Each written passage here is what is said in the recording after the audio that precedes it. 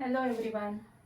In today's lecture, we are going to discuss about the homeopathic therapeutics, which is indicated for the obstetric and gynecological conditions. So today's our remedy for discussion is Sabina.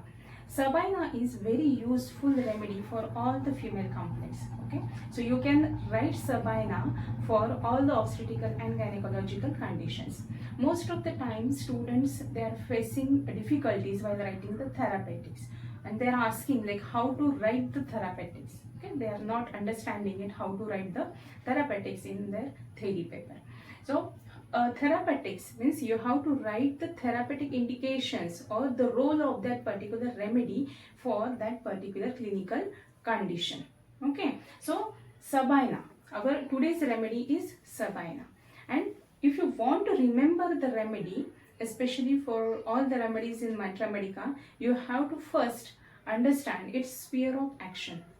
So once you understood the sphere of action of that particular remedy, it is very easy for you to remember that remedy. So for Sabina, it is having a sphere of action mainly on the pelvic organs. So what are the pelvic organs?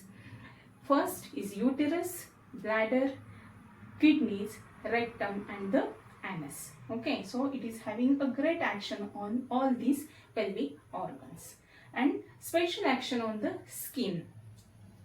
So while acting on these pelvic organs, Sabina causes inflammation and the hemorrhages from all the mucous membranes. So when it is having action on the uterus, kidneys, bladder, rectum and anus, it causes the inflammation, and along with this inflammation there will be a hemorrhage.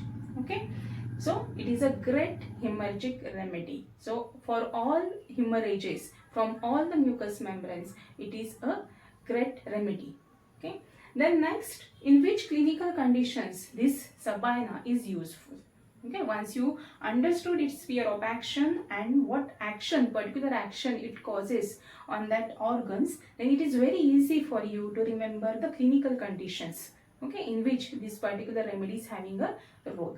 So the first clinical condition is pelvic inflammatory diseases. As I told earlier that it causes the inflammation of all the mucous membranes. So it is a good remedy for all the pelvic inflammatory diseases. Next, it is having a great role in abortion, especially in third month abortion. Then as it is a hemorrhagic remedy, so it is indicated for all the hemorrhagic conditions. For example, antepartum hemorrhage, postpartum hemorrhage, then retained placenta, fibroids along with the uterine hemorrhages, menopausal bleeding, DUB. So for all the hemorrhagic conditions, Sabina is indicated. And also it is having a great role in the sexually transmitted diseases, especially gonorrhea of women. So this is very easy to remember Sabina. So first we'll discuss about the dysmenorrhea. First clinical condition, that is dysmenorrhea. What is dysmenorrhea? Dysmenorrhea is a painful menses. So while describing the role of Sabina in dysmenorrhea, you have to describe the nature of pain. What type of pain is there in Sabina, or the characteristic nature of that particular pain. So what type of pain is there in Sabina? It is a labor-like pain.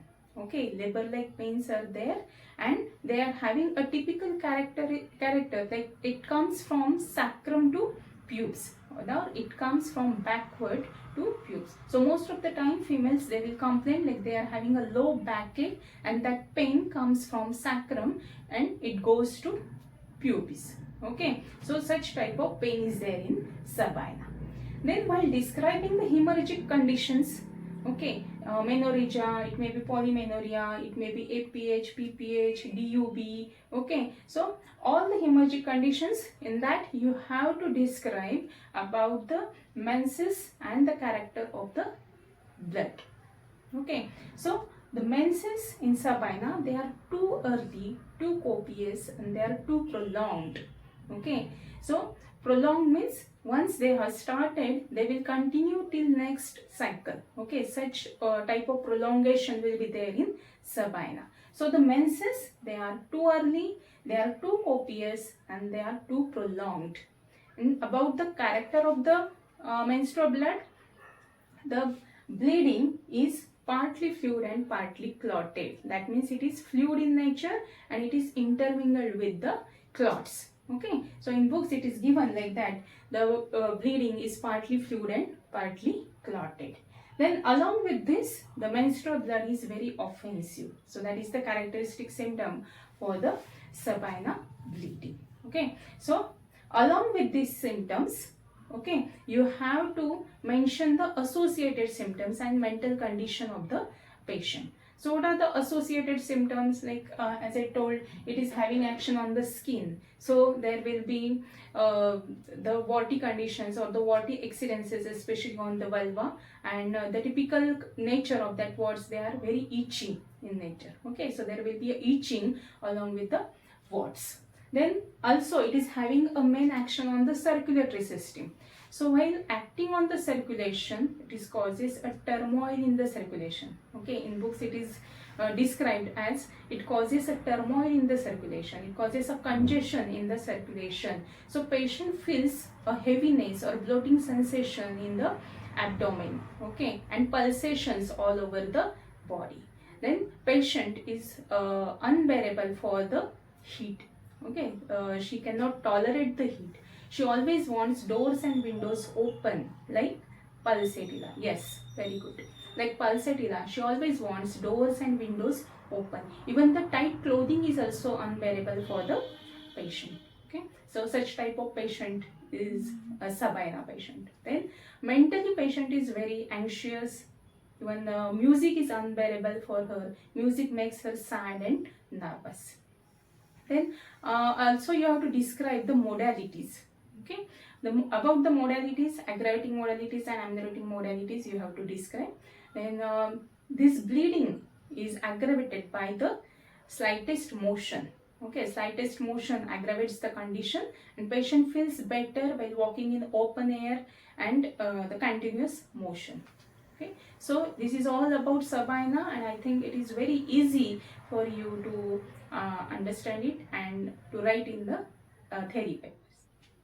Okay, so in this today's lecture we have discussed about the most important remedy for all the gynecological and obstetrical condition is Sabina. Okay, we have described about, or we have discussed about the sphere of action of Sabina, its main action on the particular organs, then clinical conditions, then characteristic symptoms, mental symptoms, associated symptoms, and modalities of the Sabina. Okay, in next lecture we'll come with a new remedy. If you have any questions, any queries regarding this Sabina, okay, you can ask me anytime or you can message me also. And if you like this video, you please press the like button, share and subscribe. Thank you.